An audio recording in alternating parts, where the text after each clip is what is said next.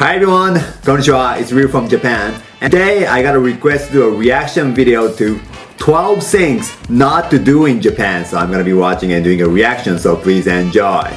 I won't lie, I didn't know a whole lot about Japan before I got here. I knew what Pikachu was, and I'd seen The Last Samurai about 3 times, and that was probably the extent of my knowledge. I actually did most of my reading about Japanese etiquette on the horrific 12-hour flight between London and Tokyo, and I've pretty much just winged it ever since. In hindsight, there are a lot of things I know now that I would have done well to comprehend before I got here. So today I've taken 5 years of experience in the field and compiled it into this list of 12 things not to do in Japan. So when you're on your flight here, you needn't worry about reading about cultural etiquette. You can sit back, relax, and enjoy the in-flight entertainment with incredible titles I love his videos, such as The Emoji Movie, Valerian and the City of 1,000 Disappointments, Ace Detective Sherlock Bones. And I think we can all agree, of those 3 movies, the most compelling would have to be Sherlock Bones, Ace Detective. Especially with that brilliant tagline, the world's first talking police dog on a mission impossible. Mission impossible. I love his English accent. Work, does it? At all.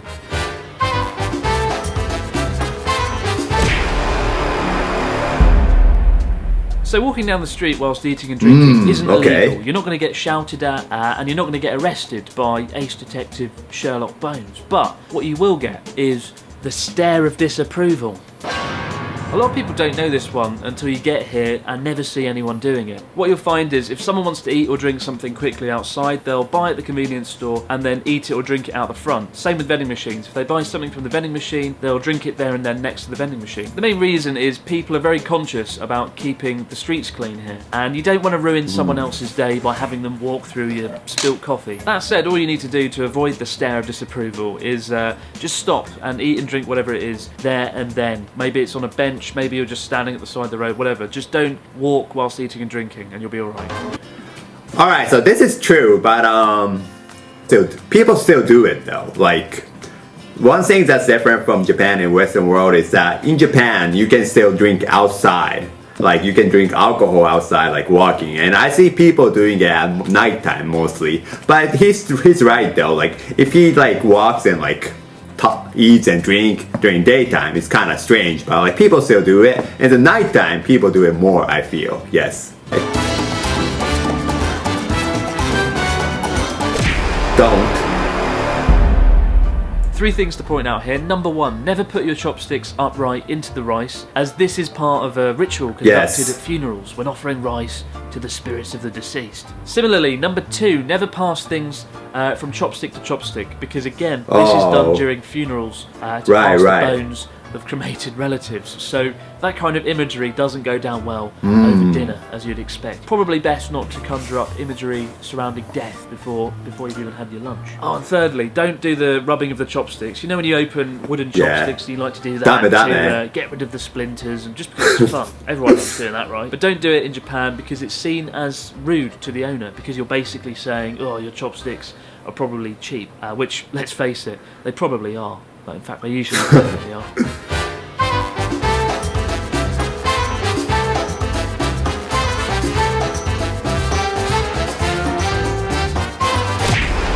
Don't tip. Probably the greatest thing about Japan ever, and the reason that I eat out several times a week, just because I save 20% automatically. In Japan, it's believed that customer service should always be exceptional, with staff giving 120% every time. 120%? 110%, 120% would be ridiculous. But it's not necessarily rude to tip someone, it just creates this awkward situation where the worker, the staff, would feel like you're assessing their performance and they could potentially lose face. So you might think you're being nice by giving someone a tip, but you're not. You're just creating an uncomfortable situation for the worker, and they'll probably just reject your tip outright. So don't be tempted to do it. Alright, so yes, that's true. When you go to like a restaurant and if you tip somebody, it's kind of strange because it's not really a custom here to tip somebody or to get a tip, you know. But like recently, like the Uber Eats really popular. So like if you use Uber Eats in Japan, you can still tip, and you know people will be happy. So if you use Uber Eats, please tip people.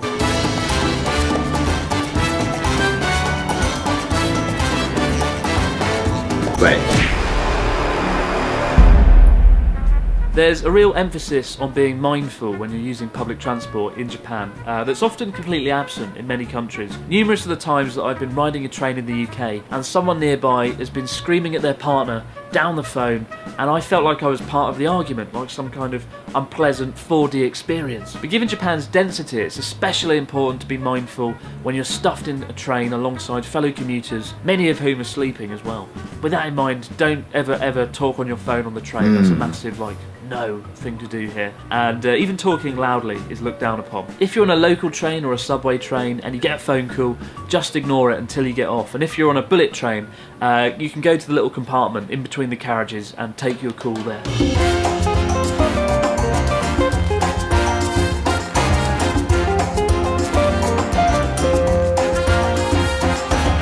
Don't underestimate the importance I remember of business the first card. few years that I lived here, whenever someone handed me a business card, I was utterly terrified, because until then, business cards to me had always just been a bit of paper or a bit of card with some writing on. But in Japan, they are so much more. Once you've exchanged business cards, the trick is to imagine you've just been handed the lost treasure of El Salvador or something. First, study it meticulously, the name, the job position, the details.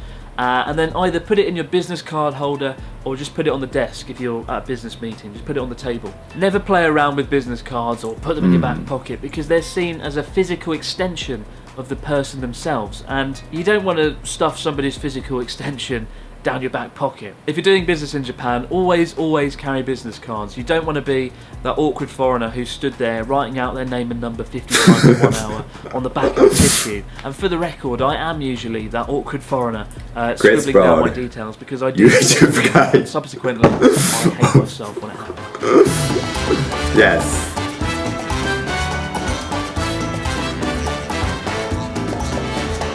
Don't blow your nose in public. If you've got a runny nose, standard procedure here is just to keep sniffing, or just to find a toilet or a broom cupboard to hide in. Blowing noses in public is pretty rude. Interestingly though, handkerchiefs are pretty popular here. Not in the way you would think though. People use them to wipe sweat off in the hot summer weather, or even more commonly to dry their hands in public toilets. Because surprisingly, many public toilets in Japan don't have any hand drying facilities, despite having space-age toilets that reside in the same room. It's quite a weird contrast that I don't quite understand.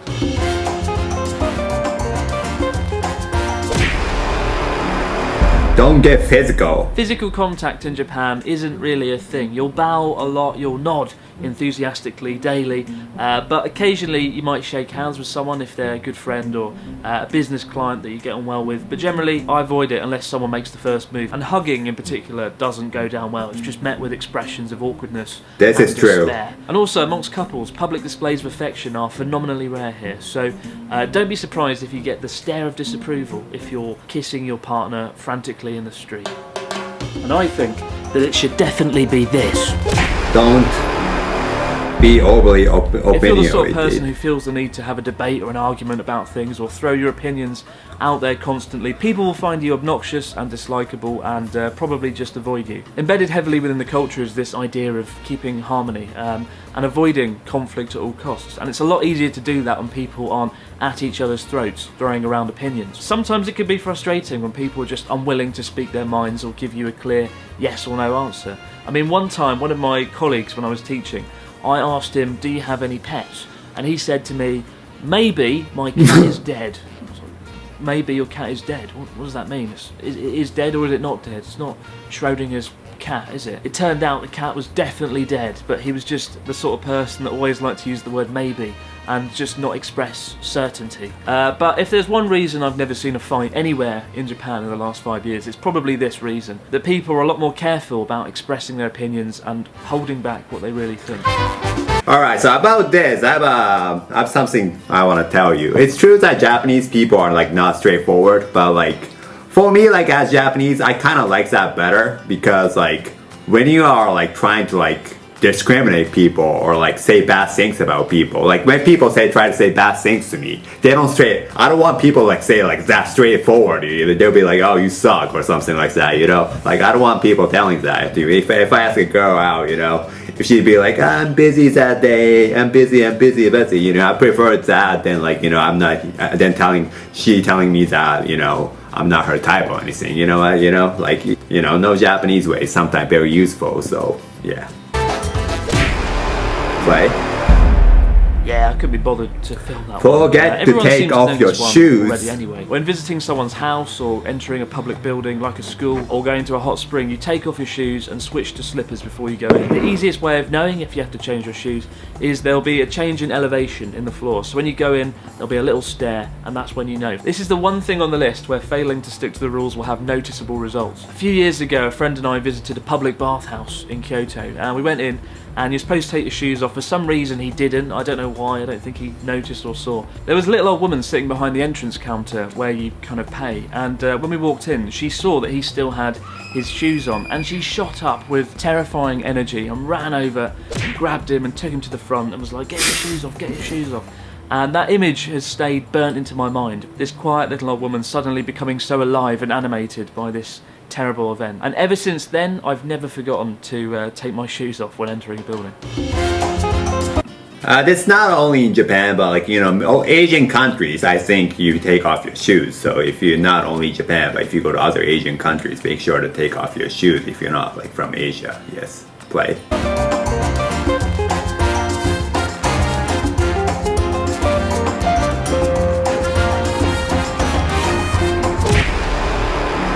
Don't.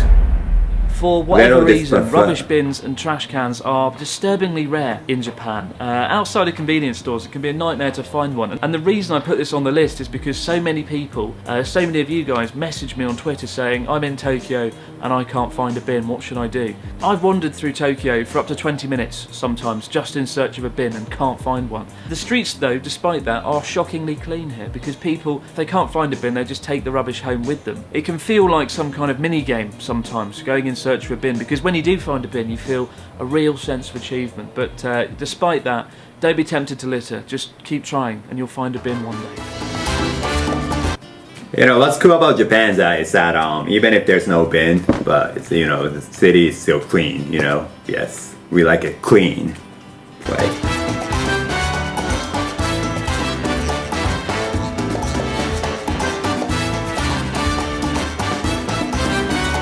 Where's he filming this? Tokyo?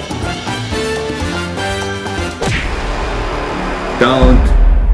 Seems like a fairly obvious addition to the list, and yet in the UK we just cross the street whenever the hell we want, whenever there's an opening in traffic, as opposed to waiting for the green light, same as many countries. In Japan, however, people do not cross the road on a red light. It's incredibly rare, and it's one of the greatest ways of seeing this sense of order and obedience to the law that exists in Japan. If you stand at a roadside in Japan and there's no cars coming, you can't see any cars whatsoever, people still will not cross the road until it goes green. Over the years, of the many friends I've had come to visit me here, this is the thing that shocks me the most. The idea of not crossing the street when there's no visible cars there. The idea of abiding by a rule that doesn't seem necessary. And yet for me personally, the main reason I abide by it is after a few years of being here, you don't want to stand out. You don't want to be this stereotypical rule-breaking foreigner. And as well as that, you don't want to run the risk of getting caught out by the police. So those are two things worth taking into consideration before you dash across the seemingly empty road. And the last one, don't worry about not knowing anything about Japanese etiquette when you come to Japan.